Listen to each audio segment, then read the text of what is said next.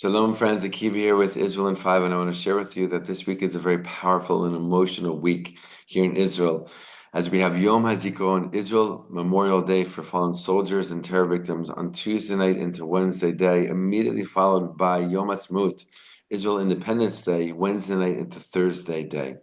And I want to share with you that this week provides us a very special opportunity and reminder of the important work that Meir Panim does for IDF soldiers, specifically lone soldiers who come here from countries around the world, leaving their families behind, everything that they know behind, in order to enlist in the IDF and protect the Jewish people in their Jewish homeland. But they don't have the support of their families being here in Israel like other IDF soldiers do. And that's where Meir Panim comes in, filling that gap by providing these soldiers, these lone soldiers, with important resources and services. But they can only do it as a result of donations from people like you, the generosity of people like you. So I want to invite you to go to israel5.org/donate.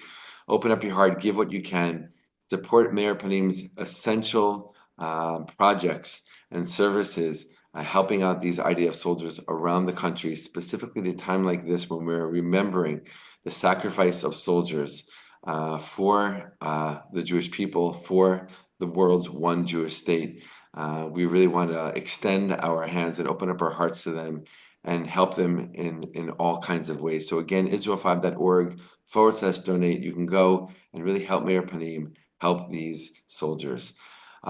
This week, as we mentioned, is Yom HaZikaron, a very powerful and emotional day, Israel's Memorial Day for fallen soldiers and terror victims. And especially this year, just like last year, it's even more powerful and more emotional as we are remembering the fallen soldiers who have fought in this war that began on October 7th, 2023, with the horrible, brutal, and violent attack by thousands of Hamas terrorists into Israeli territory.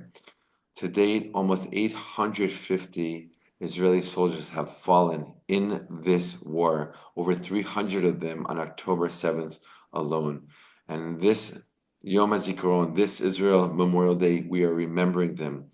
And it's a very powerful day. Just like Yom HaShoah, Holocaust Remembrance Day, there's a siren, but this time not only in the morning, also at night. And Israelis will gather at ceremonies throughout the country on Tuesday night. All businesses will close. Non-essential stores will be closed throughout the entire day. Only supermarkets and the like will be open during the day. And Israelis will gather together in ceremonies in their towns, in their areas, in their cities, to stand at 8 p.m. on Tuesday night Israel time. They will stand for the first siren, which will last for 1 minute.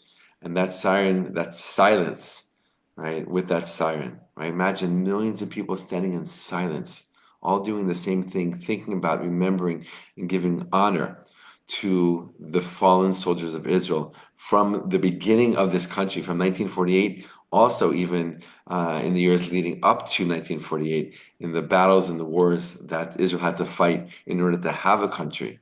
Right? We're standing to remember all of them, the tens of thousands, over 25,000 fallen soldiers since the beginning of this country.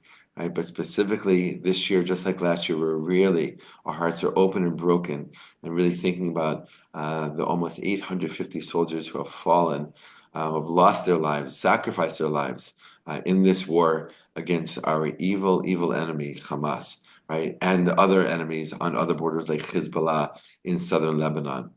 And so Israelis will gather for the siren on Tuesday night, followed by a ceremony. In that ceremony, names will be read of the fallen soldiers from their area, from their region, from their town. I attend this ceremony every year in my town where I live. It's always very, very powerful, and you can feel it. Right? Israelis are known for having a hard time being quiet, right? Talking and schmoozing and commenting. At these ceremonies, it's completely silence. Everyone has the utmost respect, giving the strongest honor to the fallen soldiers who have put their lives literally on the line and given up their lives, right, for the protection of the Jewish people in the Jewish homeland. The following morning at 11 a.m. Israel time, there will be a second siren, this time for 2 minutes.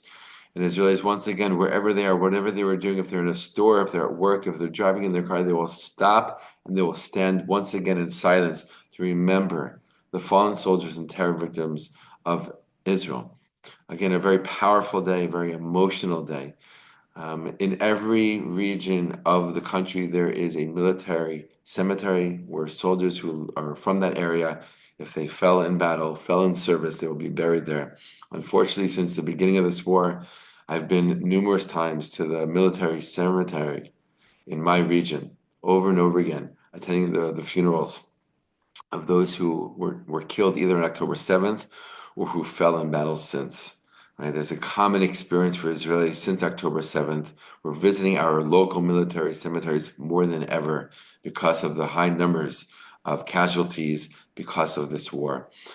But people will also gather during the day in these military cemeteries, specifically in Jerusalem and Har Herzl, Mount Herzl. It's the biggest military cemetery in the country, and people, tens of thousands of people will be there to stand next to the graves of their loved ones, their friends, their family members. And even people who don't know people who are buried there will come to be present, to bear witness, to stand there together with the nation in silence, and to give honor and to preserve the memory of these fallen soldiers. Another very powerful thing is that in schools, high schools specifically throughout Israel, they have a place on the campus where they build a memorial for fallen soldiers of students who went to that school, served in the IDF, and fell in battle or fell in service.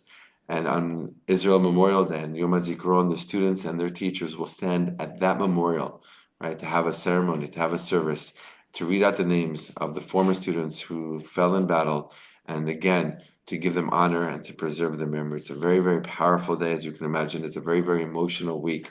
We'll talk more about it as the week unfolds. But again, I want to share with you the opportunity to give to Meir Panim to help these soldiers, specifically these lone soldiers, to give them the services, the resources, and the support that they need and that they deserve by going to Israel5.org/donate or clicking the link below. Once again, thank you so much for all of your prayers and support. Wishing you a great day. All the best and be well.